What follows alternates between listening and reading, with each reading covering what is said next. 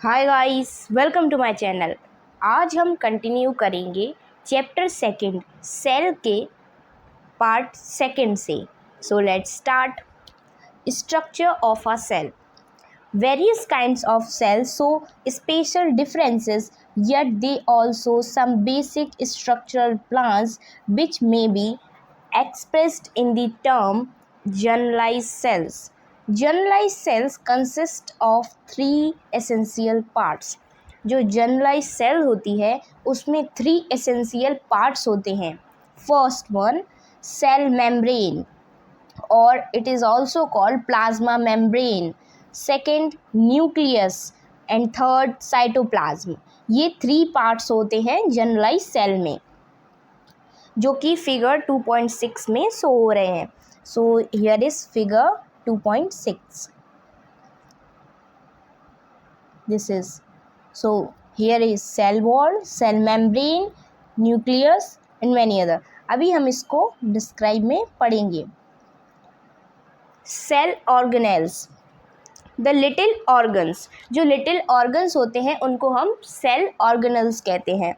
Most parts of a cell have a definite shape और a definite structure and a definite function. ज़्यादातर जो cell में parts होते हैं उनका जो होता है डेफिनाइट शेप होता है, डेफिनाइट स्ट्रक्चर होता है और डेफिनाइट ही फंक्शन होता है. ऐसे पार्ट्स को हम ऑर्गेनेल्स कहते हैं. The organelles have the same status in the cell as the organs have in the entire body of an animal or a plant performing special function. ये जो सेल ऑर्गेनल्स होते हैं ये स्पेशल फंक्शन को perform करते हैं plant और animal cell में. Cell organelles are living parts. जो सेल ऑर्गेनल्स होते हैं वो लिविंग पार्ट्स होते हैं. Let us now describe the different parts of animals and plant cells in some detail. कुछ डिटेल्स में हम कुछ पार्ट्स को पढ़ते हैं एनिमल सेल के और प्लांट सेल के. सो जो लिविंग पार्ट्स के एग्जाम्पल दिए हुए हैं वो हैं सेल मेम्ब्रेन, जो पार्ट है सेल का. तो सेल मेम्ब्रेन कौन सा पार्ट होता है? Living part. और जो सेल वॉल जो कि प्लांट में प्रेजेंट होता है, मीन्स सेल मेम्ब्रेन के ऊपर एक कवरिंग प्रेजेंट होती है, उसको हम सेल वॉल कहते हैं. वो नॉन लिविंग पार्ट होता है और वो सिर्फ प्लांट सेल में ही प्रेजेंट होता है. इन दी साइटोप्लाज्म. अब हम जो आउटर मेम्ब्रेन थी उसके अंदर आ रहे हैं. सो अब हम साइटोप्लाज्म में पढ़ेंगे कि क्या क्या लिविंग होता है, क्या क्या नॉन लिविंग होता है. एंडोप्लाज्मिक रेटिकुलम लिविंग है, माइटोकॉन्ड्रिया भी, गोल्जी एपेरेटस भी, ribosomes, lysosome and centrosome. Centrosome सिर्फ किस में प्रेजेंट होता है? एनिमल सेल में, प्लांट सेल में प्रेजेंट नहीं होता है. और प्लास्टिड्स. प्लास्टिड जो होते हैं ओनली प्लांट सेल में प्रेजेंट होते हैं और ये भी लिविंग पार्ट्स में आते हैं. और नॉन लिविंग पार्ट्स में जो साइटोप्लाज्म में आते हैं वो हैं granules and vacuoles and fat droplets. Fat droplets, vacuoles and granules, ये सब क्या हैं? ये साइटोप्लाज्म में आते हैं और नॉन लिविंग पार्ट्स हैं. इन दी न्यूक्लियस. अब हम जाते हैं न्यूक्लियस की तरफ. तो जो न्यूक्लियस में न्यूक्लियर मेम्ब्रेन होती है, न्यूक्लियोलाई होती है और जो क्रोमेटिन फाइबर्स होते हैं वो लिविंग पार्ट हैं और जो न्यूक्लियोप्लाज्म होता है वो नॉन लिविंग पार्ट है. तो ये हुई न्यूक्लियस की बात. अब हम इस डायग्राम में देखेंगे, जैसे कि ये जो शो हो रहा है ये है सेल वॉल, ये है सेल मेम्ब्रेन. देखना सेल मेम्ब्रेन जो है वो अंदर है और जो सेल वॉल है ये बाहर है. ये जो है ये क्या है? Plant cell. और दिस इज एनिमल सेल. इसमें सेल मेम्ब्रेन प्रेजेंट है बट सेल वॉल प्रेजेंट नहीं है. सो सेंट्रोसोम प्रेजेंट है एनिमल सेल में बट प्लांट सेल में नहीं प्रेजेंट है. गोल्जी एपेरेटस प्रेजेंट है दोनों में ही और न्यूक्लियस दोनों में ही प्रेजेंट है, न्यूक्लियस दोनों में ही प्रेजेंट है, न्यूक्लियोप्लाज्म दोनों में ही प्रेजेंट है, क्रोमेटिन फाइबर्स दोनों में ही प्रेजेंट होते हैं और cytoplasm, mitochondria, vacuole and chloroplast. But vacuole में ऐसा होता है कि वैक्यूल में कभी कभी जो होता है वो एनिमल सेल में एब्सेंट होता है या फिर बहुत ही छोटे अमाउंट में होता है। जैसे कि इसका वैक्यूल आप देख रहे होंगे बहुत ही बड़े अमाउंट में है और इसमें जो है स्मॉल अमाउंट में वैक्यूल प्रेजेंट है और कभी कभी एब्सेंट भी हो सकता है, ये एक्सेप्शन है एक। सो हमने प्लांट सेल को देखा और एनिमल सेल को देखा। अब हम पढ़ेंगे cell membrane and cell wall के बारे में। Cell membrane, each cell is surrounded by a cell membrane और प्लाज्मा मेम्ब्रेन। हमने अभी देखा कि हर एक सेल जो कि सराउंड होती है वो सेल मेम्ब्रेन से होती है और उसको हम प्लाज्मा मेम्ब्रेन भी कहते हैं। The cell membrane have fine port through which substance may enter और leave the cell. Cell membrane में फाइन पोर्स होते हैं जिनसे कि सब्सटेंसेस एंटर कर सके और लीव कर सके सेल से, आराम से अंदर और बाहर आ जा सकें सेल से। तो उनमें क्या होते हैं, छोटे छोटे पोर्स प्रेजेंट होते हैं। Cell membrane is composed of lipoprotein. जो सेल मेम्ब्रेन बनी हुई होती है वो लिपोप्रोटीन से बनी हुई होती है। The permeability of cell membrane is selective. It allows only certain substances to pass through while it prevents other. Permeability जो होती है मीन्स किसी भी जो सब्सटेंस के आने जाने की जो क्षमता होती है सेल मेम्ब्रेन में सिलेक्टिव है। मीन्स कुछ सब्सटेंसेस ही सेल के अंदर आ सकते हैं, सबको अलाउ नहीं करता है सेल अंदर आने को, और बाकी सबको क्या करता है, प्रिवेंट करता है। कुछ सब्सटेंसेस ही पास कर सकते हैं उससे बट कुछ नहीं, उनको प्रिवेंट कर देता है। But plant cells have a cell wall surrounding the cell membrane. The cell wall is made up of cellulose, a non living substance. Plant cell में हमने देखा कि सेल मेम्ब्रेन के ऊपर कौन सी मेम्ब्रेन प्रेजेंट होती है, एक वॉल प्रेजेंट होती है, उसको हम क्या कहते हैं, cell wall. Cell wall cell membrane के बाहर होती है और जो सेल वॉल होती है वो सेल्यूलोज से बनी हुई होती है और ये लिविंग पार्ट है, सॉरी नॉन लिविंग पार्ट है। सेल मेम्ब्रेन जो होती है वो लिविंग पार्ट होती है और सेल वॉल जो होती है वो नॉन लिविंग पार्ट होती है। The cell wall gives shape and a certain degree of rigidity to the cell without interfering with the functions of cell membrane. Cell wall जो होती है उसका एक शेप होता है और उसमें रिजिडिटी होती है जो कि सेल को सपोर्ट करती है और लेकिन कोई भी फंक्शन में इंटरफेयर नहीं करती है वो सेल मेम्ब्रेन की। सेल मेम्ब्रेन जैसे फंक्शन एनिमल सेल में करती है ऐसे ही फंक्शन प्लांट सेल में भी करती है। सेल वॉल से कोई फर्क नहीं पड़ता। Cell wall is freely permeable allowing the substance in solution to enter and leave the cell without hindrance. Cell wall जो होती है वो फ्रीली परमिएबल होती है, उससे कोई भी मीन्स कोई भी सब्सटेंस अंदर बाहर आ जा सकता है आराम से, कोई भी हिंड्रेंस पैदा नहीं करती, कोई भी रुकावट पैदा नहीं करती। बट जो सेल मेम्ब्रेन होती है वो सिलेक्टिवली परमिएबल होती है, कुछ सब्सटेंसेस ही उसमें अंदर बाहर जा सकती हैं। Plant cell shows in figure 2.6 also shows portion of cell wall of 6 surrounding cells. A thin middle layer holds the two adjacent cells together. क्या होता है कि ये जो सेल होती है, सेल मेम्ब्रेन है, बाहर सेल वॉल है, उनके बीच में एक जो पार्ट होता है जो कि थिक डार्क लाइन से शो किया है उसको मिडल लेयर कहते हैं। वो मिडल लेयर इन दोनों ही लेयर्स को एक साथ रखती है, एक साथ together. Two cells adjacent means together रखने का काम करती है, ये जो एडजेसेंट सेल्स हैं उनको एक साथ रखने का काम करती है। Cotton, jute and coconut fibres are the cell wall of their dead cells. Now cytoplasm. Cytoplasm is a semi-liquid substance. It occupies most part of the cell within the cell membrane. जो cytoplasm होता है वो क्या होता है, semi liquid substance है और ये ज़्यादातर जो सेल मेम्ब्रेन में पार्ट होता है वहाँ पर प्रेजेंट होता है। Under a compound microscope it appears to be colourless, partially transparent and somewhat watery. हमें सबसे पहले ये बात ध्यान रखनी है कि जो साइटोप्लाज्म होता है वो कैसा होता है, जो साइटोप्लाज्म होता है वो सेमी लिक्विड सब्सटेंस है। और नेक्स्ट हमें ये बात ध्यान रखनी है कि जब कंपाउंड माइक्रोस्कोप से हम इसको देखते हैं तो कुछ कलरलेस भी दिखता है, ये कुछ ट्रांसपेरेंट भी दिखता है और कुछ वाटरी भी दिखता है। तो ये बातें हमें इसकी ध्यान रखनी है कि ये सेमी लिक्विड है और कलरलेस भी है, पार्शियली ट्रांसपेरेंट भी है और थोड़ा सा वाटरी भी है। Okay, many liquid reactions take place in the cytoplasm. बहुत सारी जो रिएक्शंस होती हैं वो कहाँ होती हैं? साइटोप्लाज्म में होती हैं। Living cytoplasm is always in the state of some movement. जो लिविंग साइटोप्लाज्म होता है उसमें कुछ मूवमेंट होता ही रहता है। The followings are the cell organelles embedded in the cytoplasm.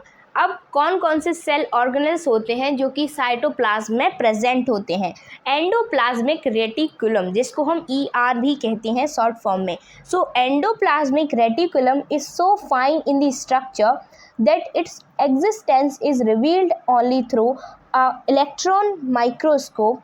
It is an irregular network of double membrane distributed over the entire cytoplasm in a cell.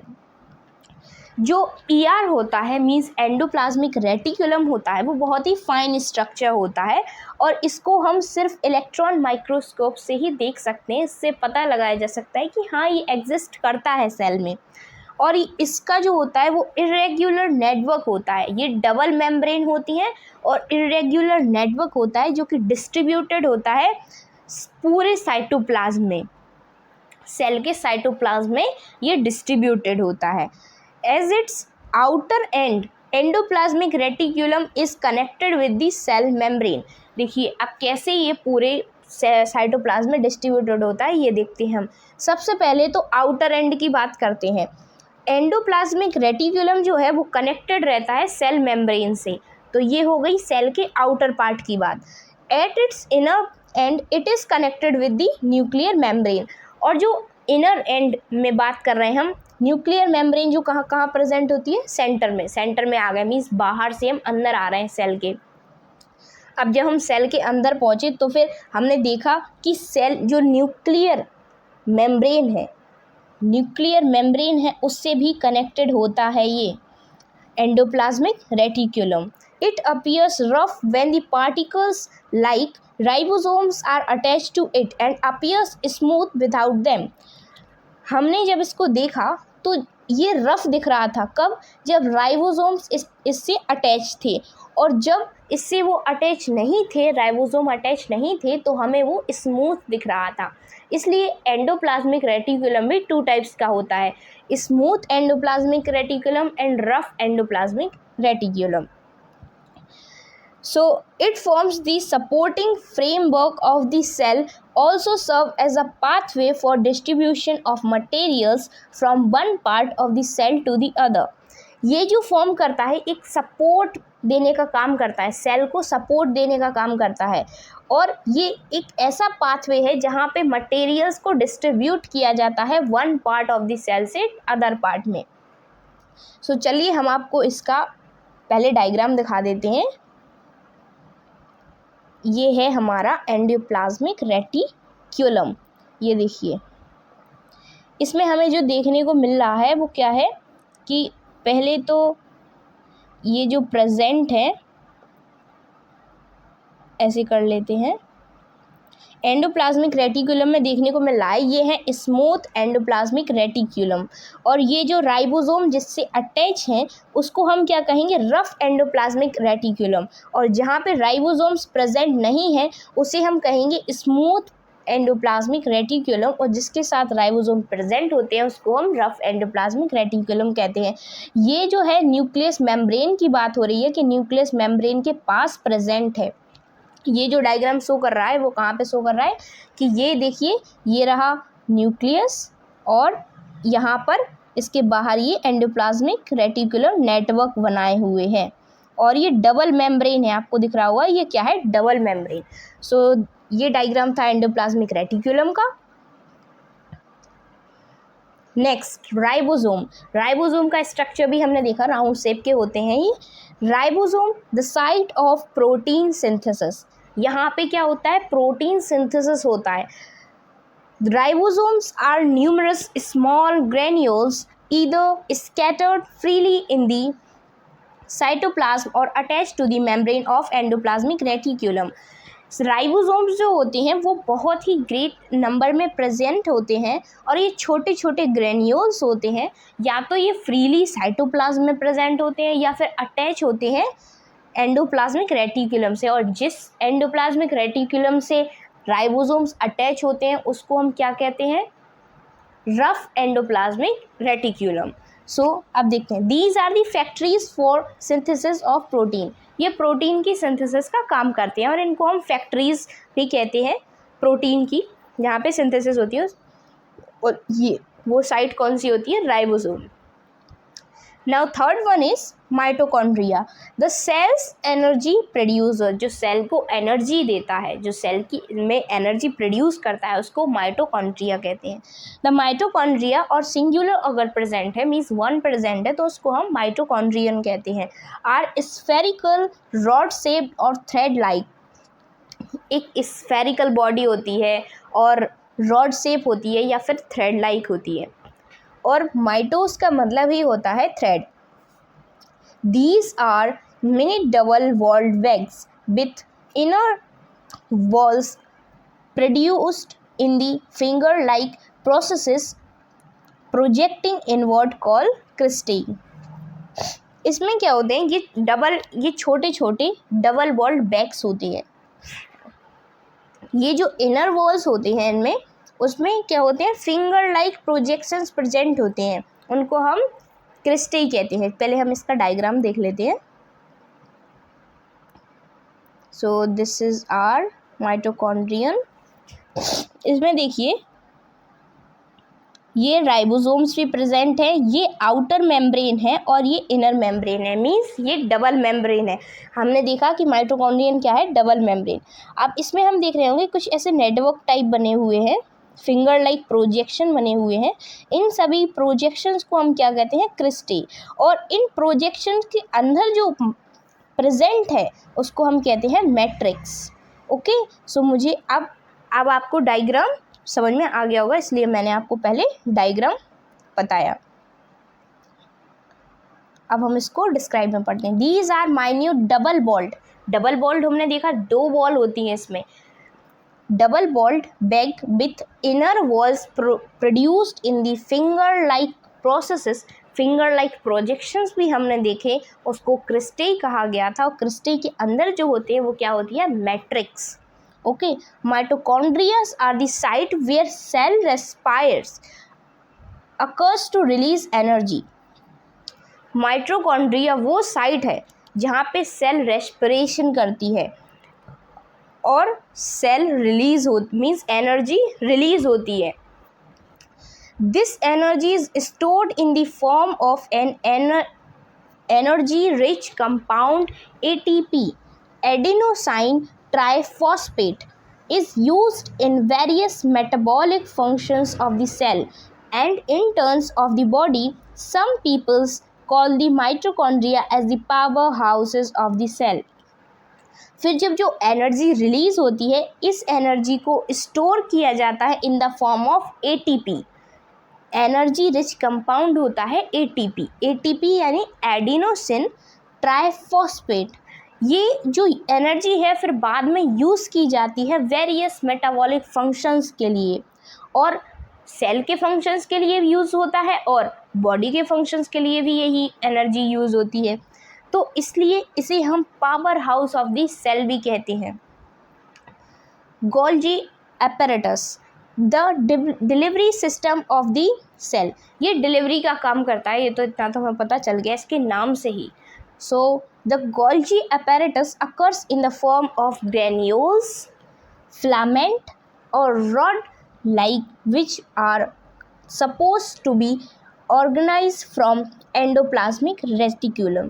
जो गोल्जी apparatus होता है वो ग्रेन्यूल्स के फॉर्म्स में भी होता है, फिलामेंट के फॉर्म में भी होता है और रॉड शेप्ड भी होता है। ऐसा माना जाता है कि ये जो ओरिजिन जिसका इसका जहाँ से होता है वो कहाँ से होता है, एंडोप्लाज्मिक रेटिक्यूलम से इसका ऑरिजिन होता है। These are very small vesicles of different shape and are generally located near the nucleus। ये जो होते हैं ये स्मॉल वेसिकल शेप होते हैं, इनके डिफरेंट डिफरेंट शेप्स होते हैं और ये न्यूक्लियस के पास ही प्रेजेंट होते हैं।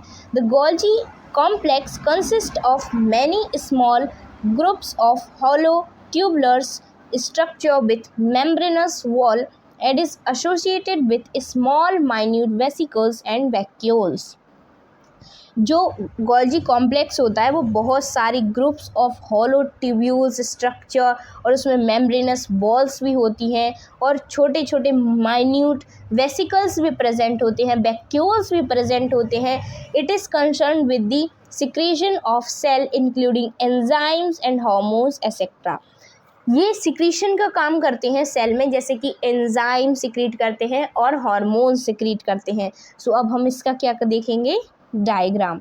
दिस इज गोल्जी एपरेटस, ये देखिए। अब हम इसको यहाँ देखते हैं, इसमें भी क्रिस्टी प्रेजेंट है, ल्यूमेन प्रेजेंट है, मीन्स ये देखिए आउटर, इसमें देखिए वेसिकल्स भी प्रेजेंट हैं। ये क्या है, वेसिकल्स। और ये आप गोल्जी एपरेटस का सिर्फ डायग्राम देख लीजिए, बस इससे आपको पता चल जाए कि गोल्जी एपरेटस ऐसा दिखता है। सो ये कहाँ से ओरिजिन होता है, और एंडोप्लाज्मिक रेटिक्यूलम से। और ये क्या सिक्रीट करता है, एंजाइम्स और hormones. Lysosome, the intercellular digestive centre,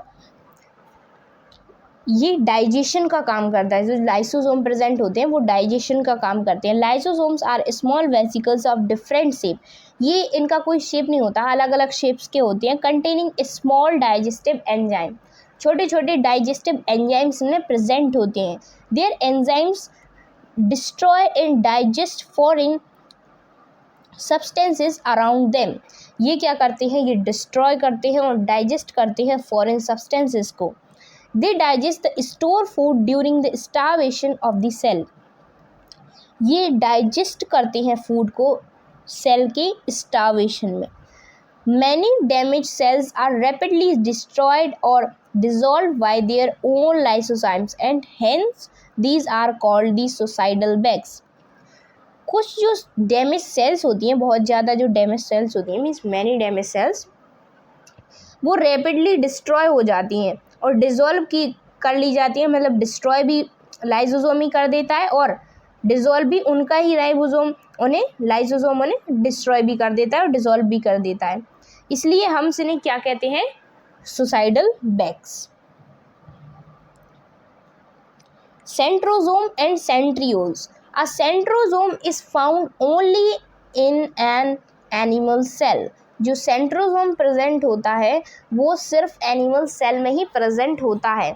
it is clear area of cytoplasm close to nucleus, ये क्लियर एरिया प्रेजेंट होता है साइटोप्लाज्म के और न्यूक्लियस के पास प्रेजेंट होता है। और from which spindle fibres develop during cell division both in mitosis and meiosis, ये स्पिंडल फाइबर्स बनाने का काम करता है जब हमारी सेल डिवीज़न होती है। ये हम आगे के चैप्टर्स में पढ़ेंगे कि सेल डिवीज़न कैसे होती है। तो सेल डिवीज़न में दो प्रोसेस होती हैं, एक होती है माइटोसिस प्रोसेस और एक होती है मियोसिस प्रोसेस। तो दोनों ही प्रोसेसेस में जो स्पिंडल्स बनाने का काम करता है वो सेंट्रोसोम ही होता है। The centrosome contains two centrioles, centrosome में टू सेंट्रियोल्स होते हैं, इन दोनों के बीच में ही स्पिंडल्स बनते हैं। which are short bundles of microfilaments arranged at the right angle to each other। जो सेंट्रोसोम्स होते हैं वो, उनमें क्या होते हैं, टू सेंट्रियोल्स होते हैं और उसमें short bundles of microfilament arrange होते हैं राइट एंगल में, एक दूसरे के राइट एंगल में प्रेजेंट होते हैं। In the microscopic view of cell, so there are no centrosome and centriole present in plant cell, मतलब प्लांट सेल में कोई भी सेंट्रियोल और सेंट्रोसोम प्रेजेंट नहीं होता। हम आपको एक डायग्राम दिखा देते हैं, आप उसको देख लीजिए बस, बाकी ज़्यादा उसके बारे में कुछ पढ़ना नहीं है। देखिए ये जो डायग्राम बना हुआ है ना, ये किसका है, सेंट्रियोल्स बने हुए इसमें, देखिए डॉटर सेंट्रियोल्स, और ये distal end means right angle में प्रेजेंट है ना, ये एक दूसरे के देखिए राइट एंगल में प्रेजेंट है। तो ये था सेंट्रोजोम का डायग्राम। अब हम पढ़ेंगे प्लास्टिड्स के बारे में। प्लास्टिड्स जो सेंट्रोजोम ऐसा पार्ट है जो कि सिर्फ एनिमल सेल में प्रेजेंट होता है, प्लास्टिड ऐसा पार्ट है कि जो सिर्फ प्लांट सेल में प्रेजेंट होता है। एनिमल सेल में प्रेजेंट होता है सिर्फ सेंट्रोजोम, और प्लांट सेल में प्लास्टिड मीन्स प्लास्टिड एनिमल्स में प्रेजेंट नहीं होता। एनिमल्स मीन्स ह्यूमंस में भी प्रेजेंट नहीं होता, एनिमल्स में भी प्रेजेंट नहीं होता। Plastids are found only in plant cells. These are special organelles in different shape, oval, spherical or dish-shaped. Depending on the color, they impart plastid as classified as leucoplast, chromoplast and chloroplast. उनके colour के basis पे, plastids के colour के basis पे हमने 3 categories में इनको divide किया है, leucoplast, chloroplast and chromoplast. So leucoplast, leuco means white, leuco का मीन्स क्या होता है, वाइट। ये कलरलेस प्लास्टिड होते हैं। दे हैव नो पिगमेंट, कोई पिगमेंट नहीं होता है। दे स्टोर स्टार्च, ये स्टार्च को स्टोर करती हैं, जैसे कि cell of potato have lots of leucoplast in them. Potato में हमें पता है कि स्टार्च प्रेजेंट होता है, मीन्स उसमें ल्यूकोप्लास्ट जो होता है वो बहुत ही ज़्यादा अमाउंट में प्रेजेंट होता है। वी क्या होता है, क्रोमोप्लास्ट, क्रोमो मीन्स कलर, इसमें कोई कलर होगा। These are variously colour plastid, जैसे कि येलो कलर होगा, ऑरेंज या red. They are mostly present in the petals of flowers, जो फ्लावर की पेटल्स होती हैं मीन्स पंखुड़ियाँ होती हैं, उनमें प्रेजेंट होता है क्रोमोप्लास्ट, तभी वो क्या होते हैं, कलर्ड होते हैं ना, तभी वो, इसीलिए। इन फ्रूट्स, और फ्रूट्स में देखा होगा हमने अलग अलग कलर्स के होते हैं, जैसे ऑरेंज अलग से और मैंगो येलो होता है, तो ऐसे ही इनमें भी प्रेजेंट होते हैं। और कलरिंग सब्सटेंसेस जैसे कि पिगमेंट्स जो होते हैं वो भी अलग कलर के होते हैं, जैसे कि ज़ैंथ्रोफिल मीन्स वो येलो होता है, और ऑरेंज जो रेड होता है वो कैरोटीन होता है। Some colouring pigment such as violet, blue and purples are not associated with plastids. Plastids में नहीं आते ये कलर, जैसे कि ब्लू, वायलेट और पर्पल्स, ये प्लास्टिड्स में नहीं आते। Instead they remains dissolve in the cell sap, ये जो डिजॉल्व होते हैं ये सेल सेप में ही प्रेजेंट होते हैं। Give that colour to the plant structure, plant structure को कलर दे देते हैं ये। सच पिगमेंट्स आर कॉल्ड, ऐसे पिगमेंट्स को क्या कहते हैं, एंथ्रोसायनिन्स।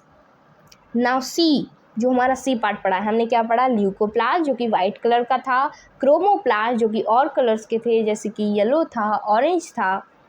अब हम पढ़ेंगे chloroplast, chloro means green.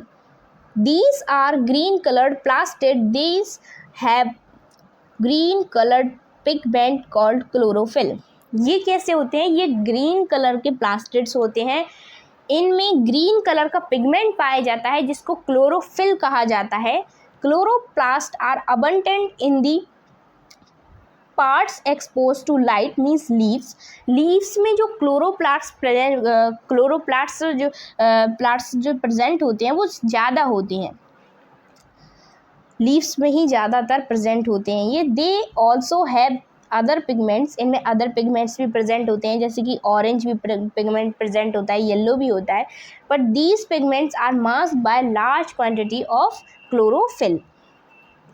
There function is to trap solar energy and absorb carbon dioxide for the manufacture of starch and sugar during photosynthesis. इनका फंक्शंस क्या होता है, ये ट्रैप करते हैं सोलर एनर्जी को और एब्जॉर्ब करते हैं कार्बन डाइऑक्साइड को, ताकि मैन्युफैक्चर हो सके, मीन्स बन सके, स्टार्च बन सके, शुगर बन सके फोटोसिंथेसिस प्रोसेस में। Chloroplast contain DNA and have the capacity to divide, इनमें डीएनए प्रेजेंट होता है और इनमें कैपेसिटी होती है डिवाइड करने की। सो बच्चों, आज के लेक्चर में बस इतना ही, आगे के लेक्चर में हम कंटिन्यू करेंगे। So stay happy, stay motivated and God bless you all, have a nice day, thank you.